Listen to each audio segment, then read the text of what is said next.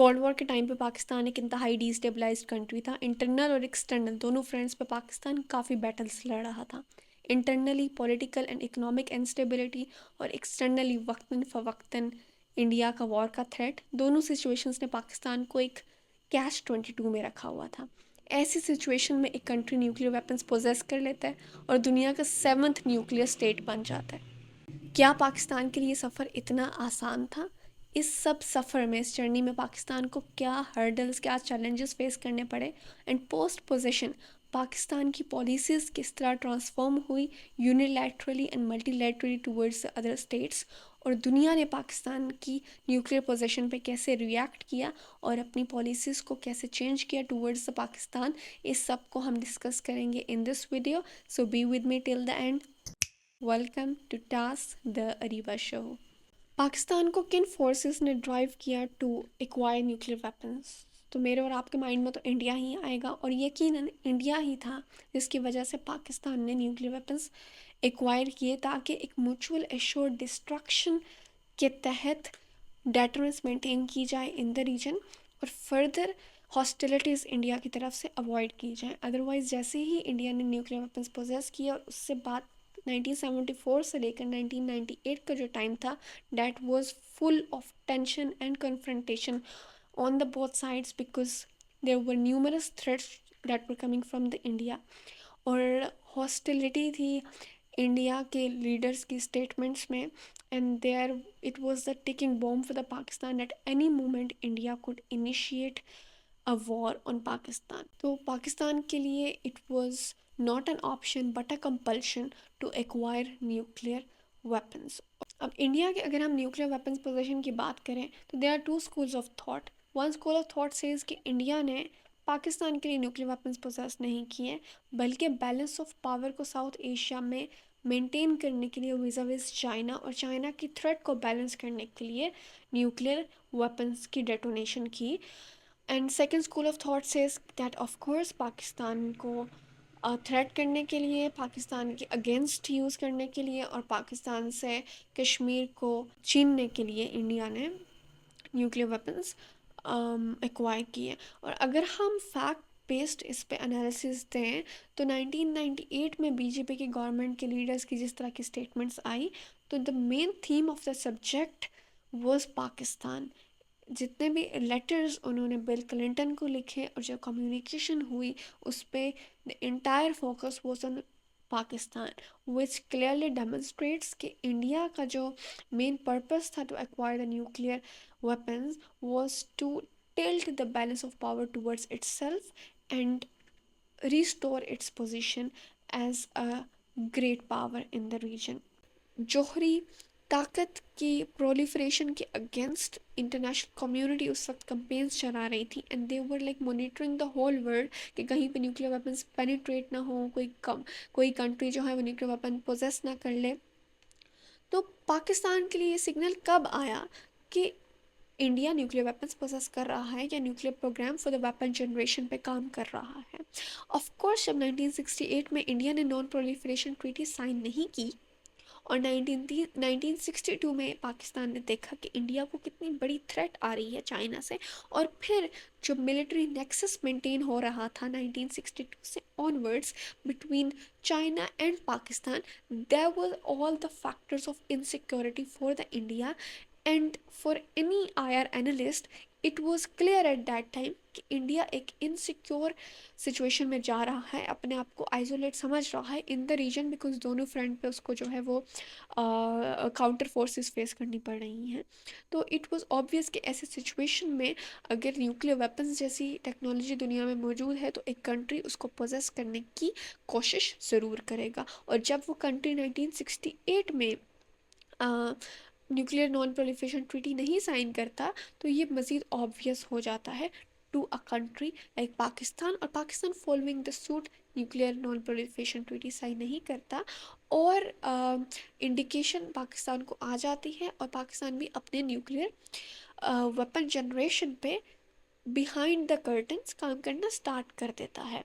अब बात आती है कि पाकिस्तान के लिए क्या इतना आसान था न्यूक्लियर वेपन्स को पोजेस करना, even though we had a big threat in front of us India. लेकिन पाकिस्तान काफ़ी फ्रंट्स पे वॉर लड़ रहा था। Internal military, economic, political restraint ने पाकिस्तान को बिल्कुल कमज़ोर करके रखा हुआ था। इसके बावजूद भी पाकिस्तान के leaders were very enthusiastic about the nuclear project because external threat was far more greater than the internal turmoils. Nuclear programmes दो तरह के होते हैं। एक न्यूक्लियर प्रोग्राम वो जिसमें आप न्यूक्लियर एनर्जी बनाते हैं फॉर द सिविल पर्पसेस, जैसे कि बिजली बनाना और अदर पर्पसेस के लिए न्यूक्लियर टेक्नोलॉजी को यूज़ करना। और दूसरा न्यूक्लियर प्रोग्राम वो होता है जिसका यूज़ होता है न्यूक्लियर वेपन्स बनाने के लिए। तो जो पहला न्यूक्लियर प्रोग्राम है that was completely permitted by the international community. In fact many international powers जो हैं वो काफ़ी कंट्रीज़ के साथ जॉइंटली न्यूक्लियर प्रोग्राम्स पे वर्क कर रही हैं। तो इसी तरह 1950s में इंडिया पाकिस्तान के साथ एटम फॉर पीस नाम से एक न्यूक्लियर प्रोग्राम जो है उस पर वर्क कर रहा था। और उसमें पाकिस्तान से बहुत सारे न्यूक्लियर साइंटिस्ट जो हैं वो बाहर काफ़ी कंट्रीज़ में न्यूक्लियर साइंस पे स्टडी करने भी गए। लेकिन जब 1960s के बाद जो सिचुएशन थोड़ी सी इंटेंस हो जाती है एंड फर्दर एक्सेसरबेट हो जाती है, जब 1972 में पाकिस्तान को पता चलता है कि इंडिया अपने न्यूक्लियर प्रोग्राम पे वेपन प्रोडक्शन के लिए काम कर रहा है, तो इसके बाद पाकिस्तान भी अपनी न्यूक्लियर टेक्नोलॉजी को और यूरेनियम को एक्वायर करने में की काविशें स्टार्ट कर देता है। 1974 में जब ओवरटली इंडिया न्यूक्लियर वेपन्स को टेस्ट कर लेता है तो पाकिस्तान के लिए अब ये कंपल्शन हो जाती है कि वो न्यूक्लियर वेपन्स जो है उसकी बिल्डिंग पे काम करना शुरू कर दें। और यूएस की तरफ से पाकिस्तान को बहुत ज़्यादा कंस्ट्रेंट्स आ जाते हैं, सैंक्शंस की धमकियां आ जाती हैं। और जो atom for peace and other programmes जो यूएस जॉइंटली कर रहा था पाकिस्तान के साथ, वो पाकिस्तान से कहीं हद तक विड्रॉ हो जाते हैं और पाकिस्तान को एक आइसोलेशनिज्म में धकेल दिया जाता है। 1976 में पाकिस्तान फ्रांस के साथ एक एग्रीमेंट करता है टू प्रोक्यूर रीप्रोसेसिंग प्लांट, लेकिन यूएस इसको अपोज करता है और फ्रांस जो है वो फाइनली बैकआउट कर देता है 1978 में। तो इस सब सिचुएशन को मद्देनज़र रखते हुए पाकिस्तान ऑन इट्स ओन हो जाता है और यूरेनियम इनरिचमेंट फैसिलिटीज़ को इंस्टॉल करने पे और ज़्यादा तेज़ी से काम करना शुरू कर देता है। और 1980 में काफ़ी सारी इंस्टॉलमेंट्स पाकिस्तान में ऑपरेशनल हो जाती हैं, जिसमें one of them is KRL, that is Khan research laboratories in Kahuta.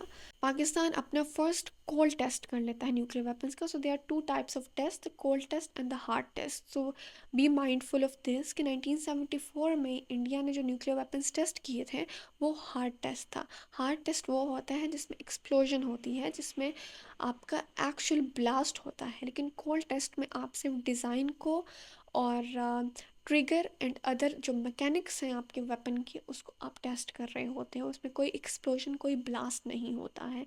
तो पाकिस्तान ने अपने डिज़ाइंस, अपने वेपन्स जो हैं वो 1980 से 1984 के दरमियान टेस्ट कर लिए थे। It was all set to go. अगर उस वक्त पाकिस्तान चाहता तो वो हार्ड टेस्ट भी कर सकता था।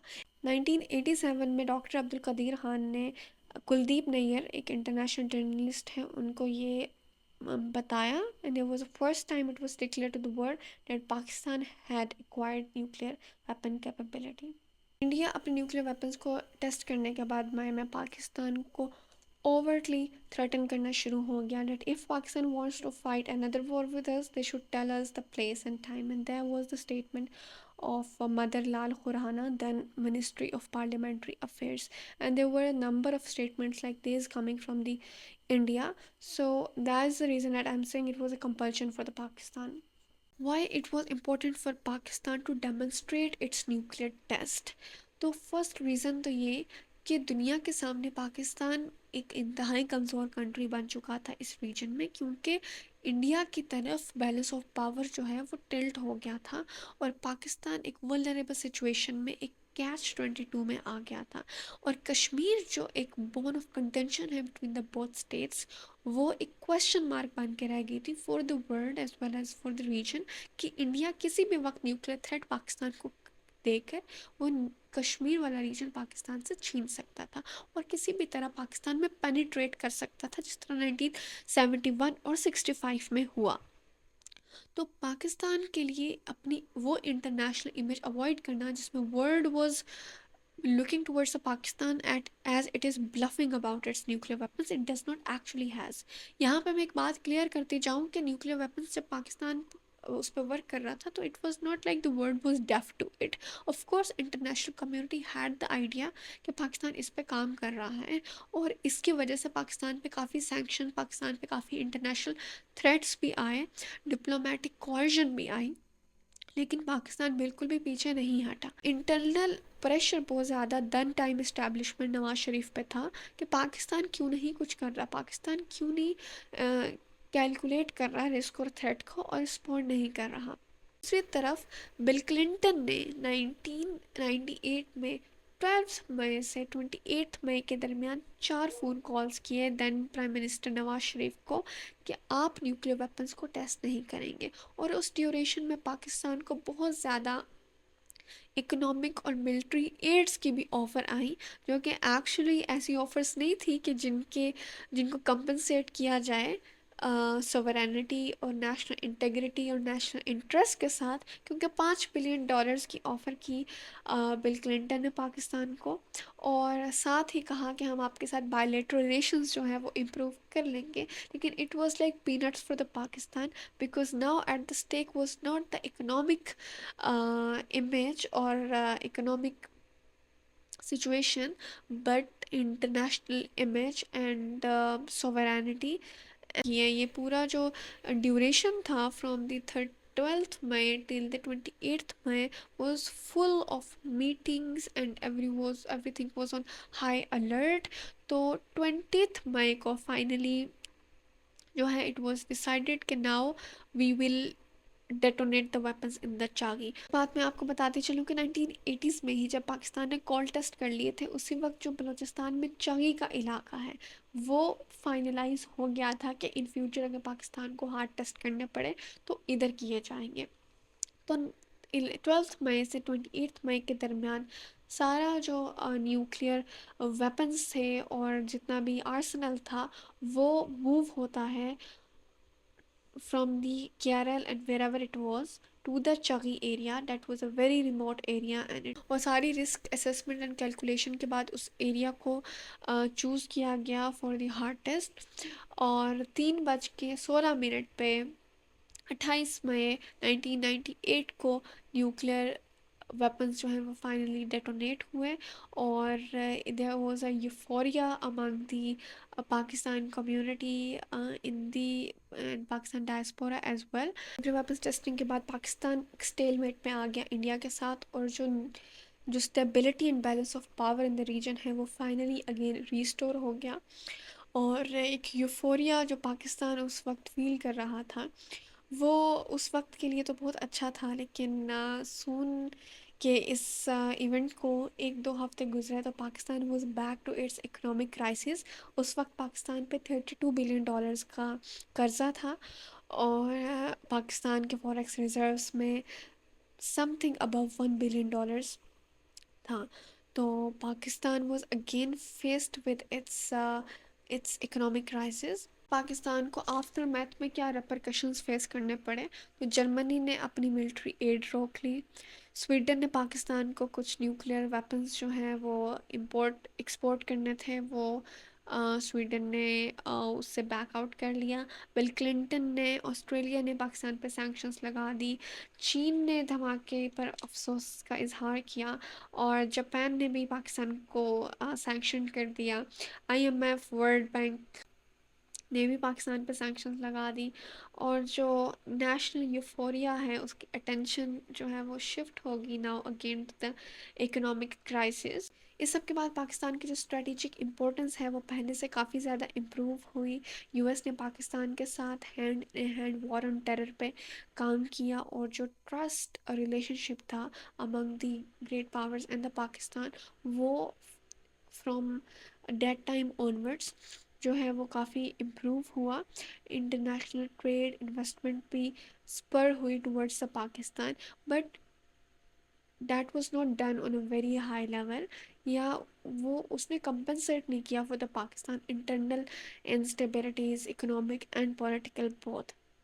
तो at the end of the debate, it was a win-win situation at the surface level, but at the ground level अभी भी पाकिस्तान वही इकोनॉमिक और पॉलिटिकल टर्मोइल फेस कर रहा है.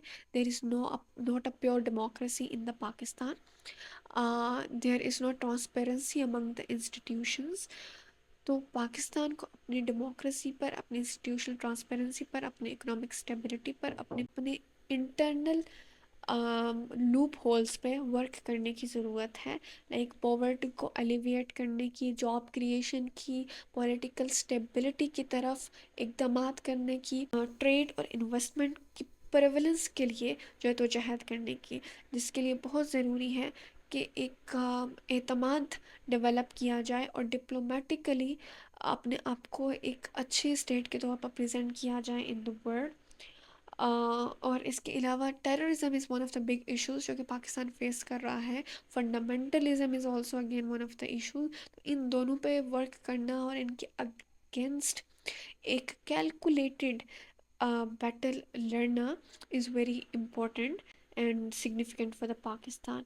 ह्यूमन कैपिटल, फैमिली सिस्टम्स को डेमोक्रेटाइज करना पाकिस्तान के लिए बहुत ज़रूरी है. That is the need of the time. And mutual cooperation and diplomatic ties के लिए हाथ बढ़ाना towards the regional states like on the both fronts. West में हमें अफ़गानिस्तान, ईरान के साथ अपनी बायलैटरल टाइज जो हैं वो पहले से ज़्यादा इम्प्रूव करने की ज़रूरत है. And on the east side जितना भी हो सके, इट इज़ वेरी सिग्निफिकेंट कि this much big economy of the world India, जहाँ पे इतनी ज़्यादा इंटरनेशनल इन्वेस्टमेंट आ रही है, that is the global market, उसके साथ रिलेशंस को इम्प्रूव करने में पाकिस्तान की जदोजहद बहुत ज़रूरी है. दो there are hurdles and challenges, but I believe again there is a lot more potential in the diplomacy if it is done in the right way. Thank you for watching me till this very end. Comment section is always open for your support and counter arguments. I'll see you in the next video.